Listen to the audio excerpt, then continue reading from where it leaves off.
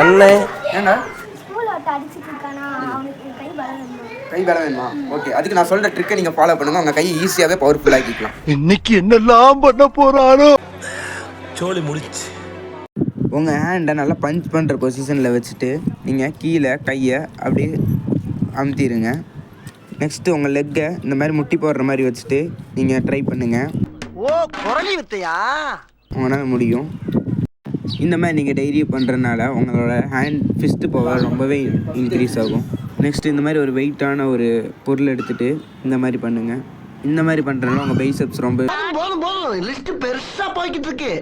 Work out ஆகும். இந்த மாதிரி ஒரு 1 minute ஹோல்ட் பண்ணுங்கள் டெய்லியும். கன்ஃபார்மாக உங்கள் கை ஸ்ட்ராங் ஆயிரும். ஆனால் இந்த மாதிரி நீங்கள் யாரையுமே அடிக்கக்கூடாது. அடிச்சிங்கன்னா ஆளை பார்த்தா கொஞ்சம் உங்களுக்கு மாதிரி தான் இருக்கான். ஸ்கூல் லைஃப்பை என்ஜாய் பண்ணுங்கள். யாரு கூடயும் சண்டை போடாதீங்க. என்ன சொல்றான் பாருங்க, கம்பி கட்டுற கதையெல்லாம் எடுத்து போடுறாங்க.